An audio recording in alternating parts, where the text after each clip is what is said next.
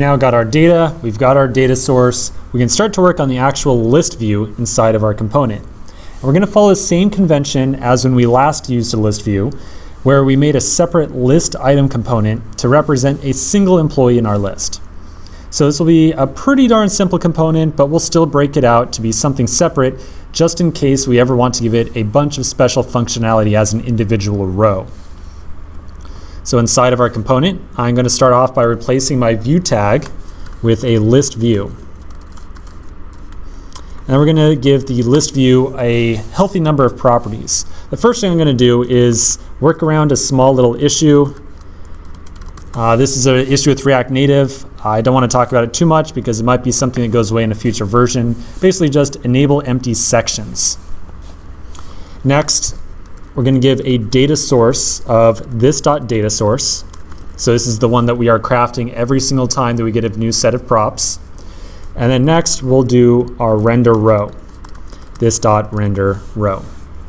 So render row, remember, is responsible for rendering a singular row of our list. So let's build that render row function. Let's say render row, and from here we will return a list item, which is going to be the component we need to create, and we're going to pass it an employee. And remember that this helper method, render row, is going to be called with a single employee as well. So that's where the employee is coming from. So it gets called with an employee because it's representing a single row, and we're going to pass that down into the list item as a prop called employee.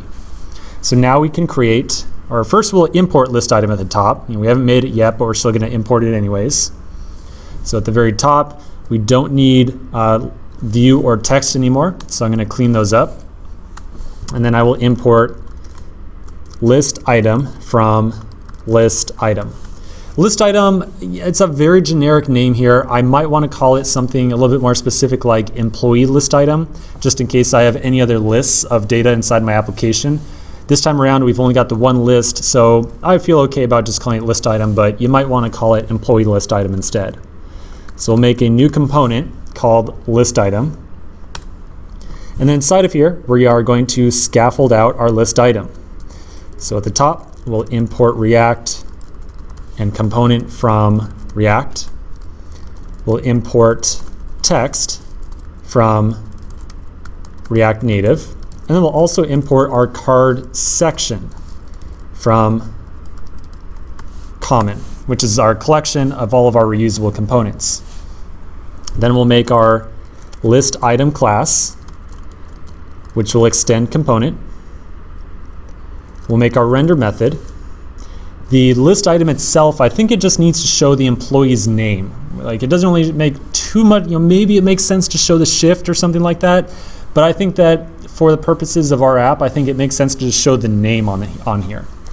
So I will pull off the name of the employee, which is coming from this.props.employee.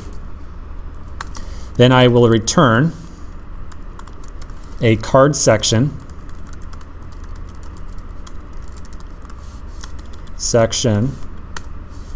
and inside of there we'll have our text tag, which contains the employee's name. Then at the bottom I will export default list item to make sure that this thing can be used in other files as well. I think the last thing that I want to do is add a little bit of styling to the text tag itself. As it stands right now, it would render all the way to the left of the screen, kind of butting up against the edge. So I think that maybe we should increase the text size of this thing and make sure that it has a little bit of standoff from the left-hand edge as well.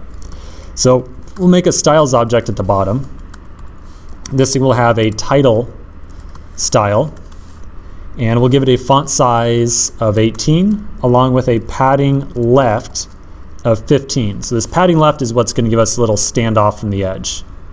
Then we can pass that as a style to our text tag. So styles.title style, like so. All right, let's try this out in the simulator. So I'll refresh. We will log back in.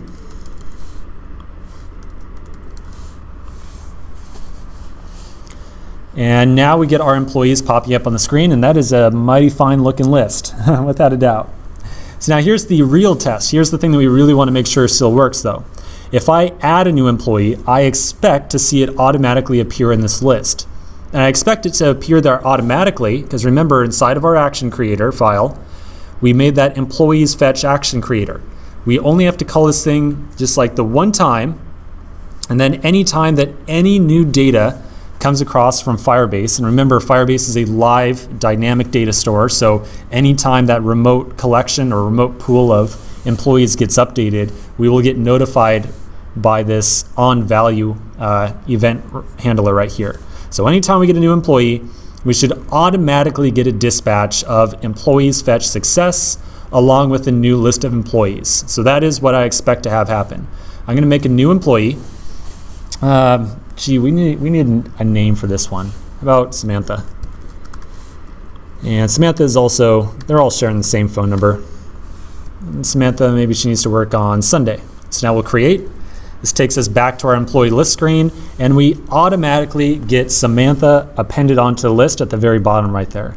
So this is awesome. We don't have to do any additional logic to go out and, hey, refetch our list of employees or anything like that. So it definitely works fantastically.